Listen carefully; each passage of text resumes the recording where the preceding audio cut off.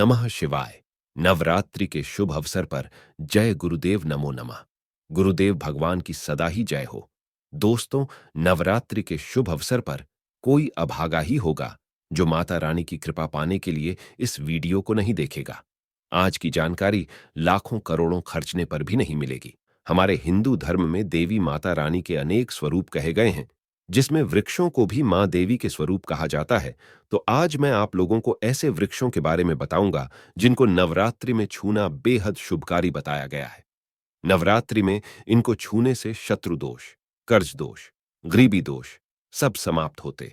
नवरात्रि के पावन पर्व चल रहे हैं। नवरात्रि के पावन पर्व में कुछ ऐसे वृक्ष हैं जो कि देव वृक्ष कहे गए हैं, देवी वृक्ष कहे गए हैं। ये देवी के स्वरूप होते हैं, माता काली के स्वरूप होते हैं।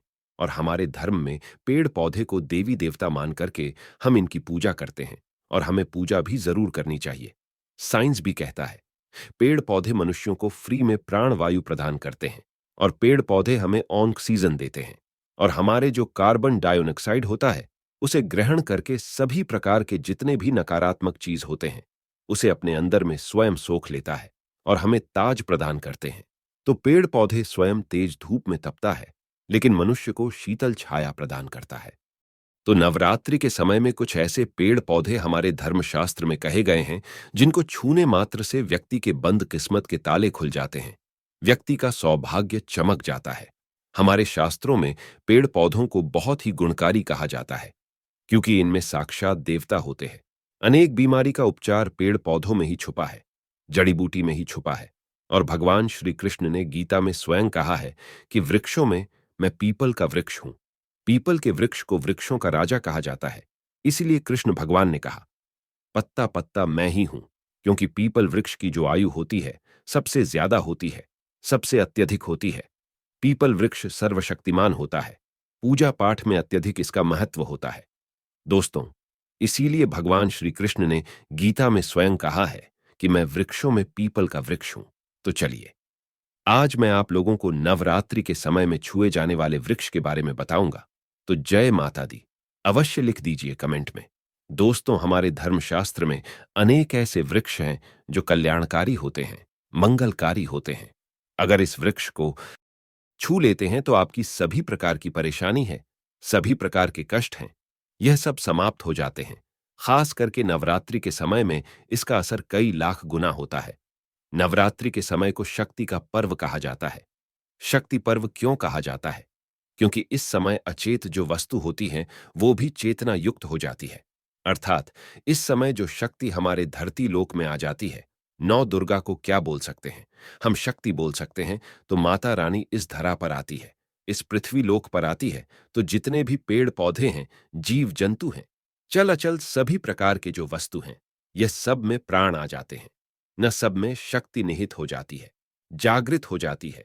तो इस समय कोई भी पेड़ पौधे को जाकर के छू दे, खास करके देवी स्वरूप कहे गए जो पेड़ पौधे होते हैं, जाकर के आप इसे छू करके आते हैं तो आपके जीवन की परेशानी है, दुख है, तकलीफ है, कष्ट है, रोग है, बीमारी है, कलह है, क्लेश है, जीवन में चल रही बहुत बड़ी समस्या है, सब समस्या समाप्त हो जाती है। काल सर्प दोष, मंगल दोष, शनि दोष, राहु दोष तत्काल अपना असर दिखाती है और सब दोष खत्म हो जाते हैं। दोस्तों, आज मैं आप लोगों को 3 पौधों के बारे में बताऊंगा, और यह तीनों पौधे देव वृक्ष कहे जाते हैं। वीडियो को ध्यान से देखना।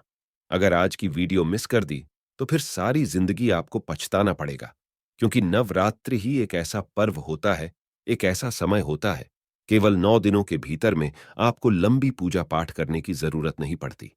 केवल 9 दिनों के भीतर में ही आप अपनी समस्या को, आप अपनी गरीबी को स्वयं अपनी आंखों से समाप्त होते हुए देख सकते हैं। मैं जिस वृक्ष के बारे में बता रहा हूं, यह सारे वृक्ष आपको अपने घरों के आसपास में बहुत ही आसानी से मिल जाएंगे। दोस्तों, वीडियो में आगे बढ़ने से पहले, जानकारी बताने से पहले, अभी तक कमेंट बॉक्स में जय माता दी नहीं लिखे हैं तो जय माता दी जरूर लिखना।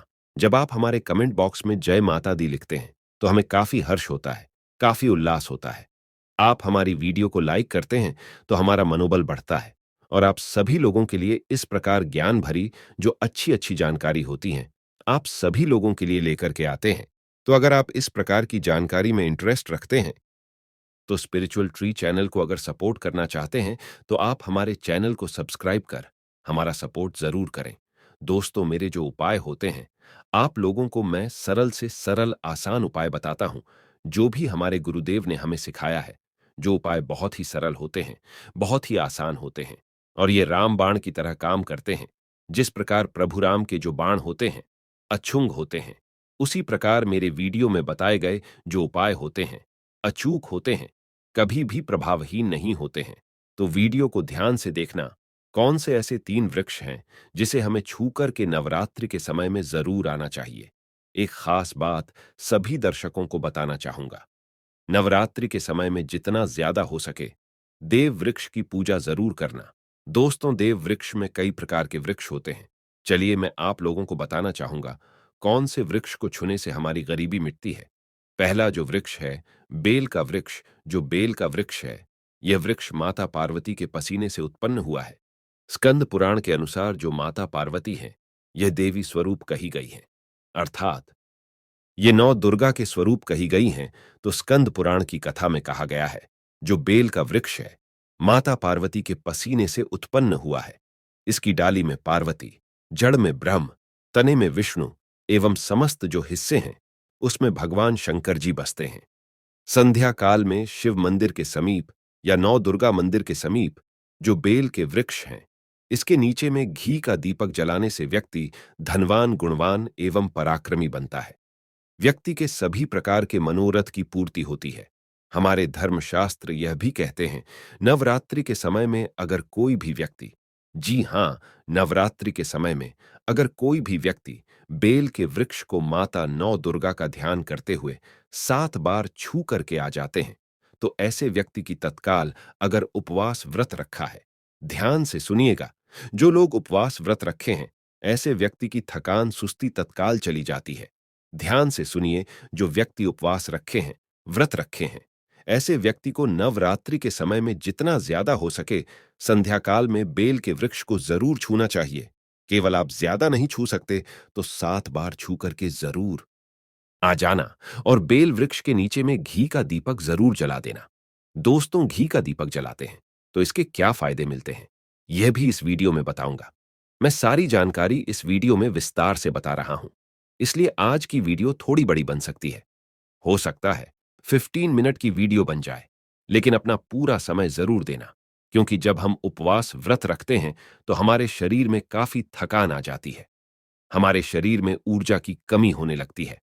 हालांकि हमें अध्यात्म ऊर्जा प्राप्त होती है, लेकिन हमारे शरीर में ऊर्जा की कमी होने लगती है। भोजन ना करने के कारण हमारे शरीर में ऊर्जा की कमी होती है, और इस ऊर्जा को बरकरार रखने के लिए, इस ऊर्जा को प्राप्त करने के लिए हमें बेल वृक्ष को छूना चाहिए। दोस्तों, अनेक संत महात्माओं ने बेल वृक्ष के पत्ते को खा करके तपस्या की है एवं कई प्रकार की सिद्धियां हासिल की हैं। धर्मशास्त्र कहते हैं, अगर नवरात्रि के समय में बेल के पत्ते खाए जाएं, तो जो व्यक्ति लंबे समय से जो मंत्र के जाप कर रहे हैं, सिद्धि प्राप्त नहीं हो पा रही है, फिर कुछ आप ऐसी सिद्धि को प्राप्त कर सकते हैं। जो सिद्धि आपको काफी लंबे समय से प्राप्त बेल के पत्ते खाने से वह सिद्धि जल्दी प्राप्त होती है। इसके नीचे घी का दीपक जलाने से हमें सिद्धि की प्राप्ति होती है। सिद्धि का मतलब होता है कार्य में सफलता। तो जो लंबे समय से आपके कार्य नहीं हो पा रहे हैं, उस कार्य में नवरात्रि के समय में जितने भी दिन हो सके, आप जो हैं, जब भी आपको समय मिले तो शाम के समय में घी का दीपक जरूर जला देना। और अगर कोई भी व्यक्ति नवरात्रि के समय में, ध्यान से सुनिए, अगर कोई भी व्यक्ति नवरात्रि के समय में अगर बेल वृक्ष की जड़ में दूध चढ़ाते हैं, तो सभी प्रकार के व्याधि दूर होती हैं। अगर सिंदूर युक्त गंगाजल चढ़ाते हैं तो व्यक्ति की गरीबी मिटती है। अगर तिल चढ़ाते हैं बेल वृक्ष के जड़ में तो सौभाग्य की प्राप्ति होती है। और अगर बेल के तीनों पत्तों में, दोस्तों ध्यान से सुनिए, त्रिदेवी कही गई हैं, जैसे कि महाकाली, महालक्ष्मी, महासरस्वती, तो अगर बेल के जो 3 पत्ते हैं महालक्ष्मी, महाकाली, महासरस्वती के स्वरूप कहे गए हैं, तो बेल के अगर तीनों पत्तों में ओम, दूसरे पत्ते में हरिओम को सिंदूर से लिख करके चढ़ाना होता है। सिंदूर से लिख करके चढ़ाया जाए तो तत्काल उसी समय मनोकामना की पूर्ति होती है, कार्य में सफलता मिलती है। कोई लंबे समय से आपकी मनोकामना हो, आप चाहते हैं वह मनोकामना पूर्ण हो जाए, तो यह उपाय अवश्य करिएगा। दोस्तों, इसकी जड़ में ध्यान से सुनिए। नवरात्रि के समय में इसकी जड़ में अगर तांबे की कोई भी रिंग होती है, जिसे हम एक प्रकार के तांबे की जो धातु है, यह मंगल से जुड़ी हुई होती है, तो अगर नवरात्रि के समय में इसकी जड़ में तांबे की जो रिंग होती है, अंगूठी होती है, अगर आप 4 अंगुल खंड करके दबा करके आ जाते हैं, नवरात्रि भर इसे दबे रहने देना है। इसके बाद अगर आप पहन लेते हैं तो वह जागृत हो जाती है, क्योंकि जो बेल के वृक्ष हैं स्वयं जागृत कहे गए हैं, और नवरात्रि के समय में इसकी जो आवरा होती है, इसकी जो ऊर्जा होती है, अत्यधिक बढ़ जाती है। फिर अगर आप इस प्रकार की अंगूठी को पहनते हैं तो कभी भी आपको रक्त संबंधी समस्या नहीं आती, शनि का दोष नहीं सताता, राहु की पीड़ा नहीं सताती, और नौ दुर्गा की कृपा से सदैव आप सुरक्षित रहते हैं। ऐसे व्यक्ति की कभी भी अकाल मृत्यु नहीं होती। दोस्तों, मैं दूसरे पौधे के बारे में जो बता रहा हूं, वह पौधा भी जान लीजिए। मैं जो दूसरे पौधे के बारे में बता रहा हूं, यह शमी का वृक्ष है। शमी के वृक्ष को जगदम्बा के स्वरूप कहा गया है। जो शमी के वृक्ष हैं, यह स्वयं जगदम्बा के स्वरूप हैं। इस पर स्वयं मां जगदम्बा स्वयं साक्षात विराजमान रहती हैं। और कोई भी व्यक्ति अगर संध्या काल में नवरात्रि के समय में इसके नीचे में धूप दीप जलाता है, धुआं दिखाता है, तो उनकी सभी प्रकार की परेशानी दूर होती है। धर्मशास्त्र कहते हैं, अगर कोई भी व्यक्ति नवरात्रि के पूरे समय में हो सके, अगर आप एक दिन भी करना चाहते हैं तो आप ये उपाय एक दिन भी कर सकते हैं, पंचमी या सप्तमी के दिन कर सकते हैं। तो हमारे धर्मशास्त्र में कहा गया है, अगर नवरात्रि के समय में लाल चूड़ी अगर कोई भी व्यक्ति मनोकामना बोलते हुए शमी के वृक्ष में बांधे, तो वह मनोकामना की पूर्ति होती है। लाल चूड़ी अगर कोई भी महिला जाकर के बांधती है तो उन्हें सौभाग्य की प्राप्ति होती है, उनके पति की कभी भी अकाल मृत्यु नहीं होती। इसकी जड़ में सिंदूर डालने से व्यक्ति को आरोग्य की प्राप्ति होती है। जो लोग लंबे समय से बीमार पड़े हैं, ऐसे व्यक्ति के जो घर में रहने वाले सदस्य हैं, तो वह लोग जो बीमार पड़े हैं, उनके शरीर से 7 बार सिंदूर को उतारा करके शमी की जड़ में डाल सकते हैं, तो उनके रोग जल्दी ठीक हो जाएंगे। जो लोग लंबे समय से बीमार पड़े हैं, या फिर आप बीमारी से बचना चाहते हैं, निरोग रहना चाहते हैं, तो इसकी जड़ में सिंदूर जरूर डाल देना। मनोकामना पूर्ति करने के लिए मैं एक मंत्र बता रहा हूं। इस मंत्र को बोलते हुए शमी के वृक्ष को छूना है। इस मंत्र को बोलते हुए शमी के वृक्ष को छूना है। आप तत्काल नवरात्रि के समय में इसका रिजल्ट देखना।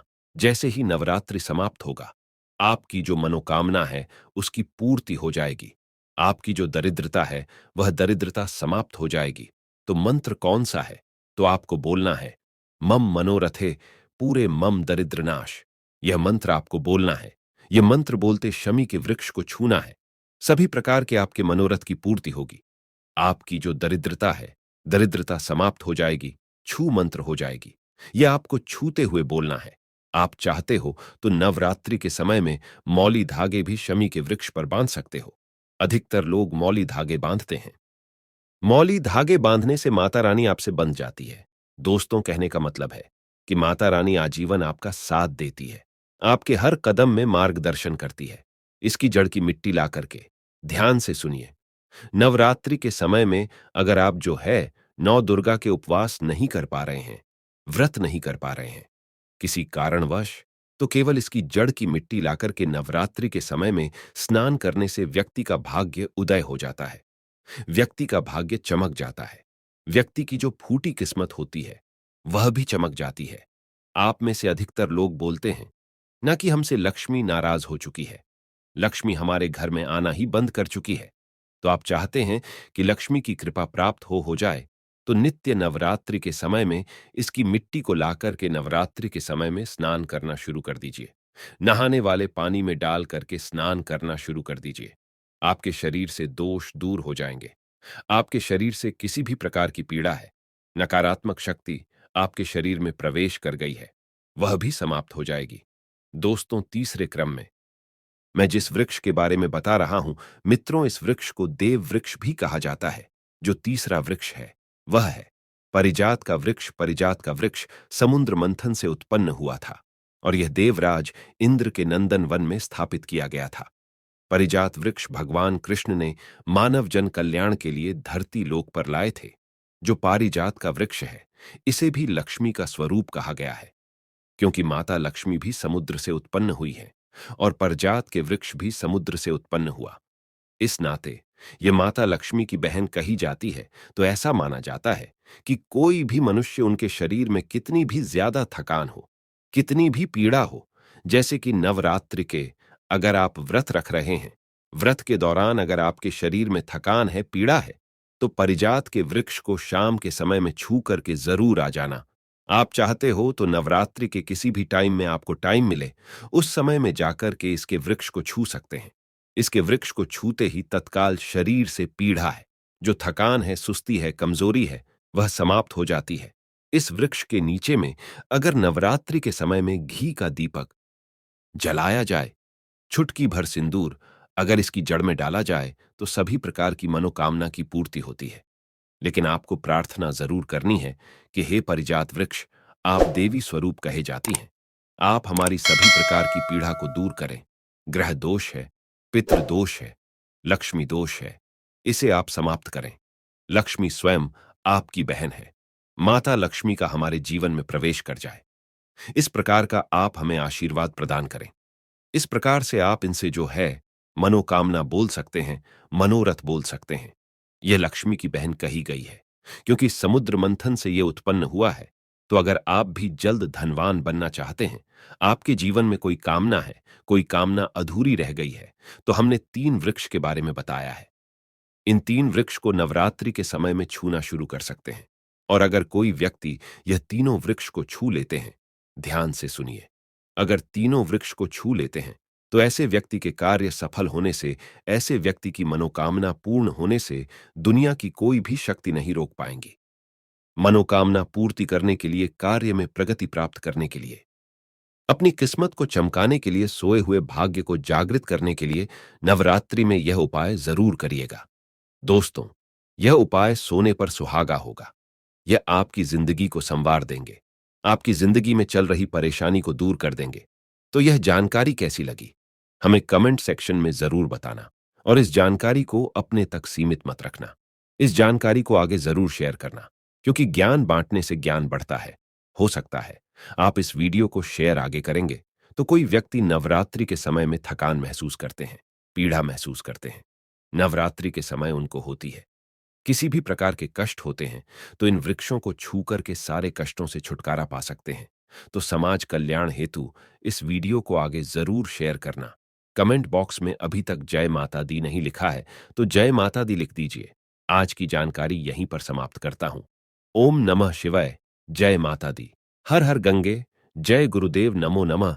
गुरुदेव भगवान की सदा ही जय हो।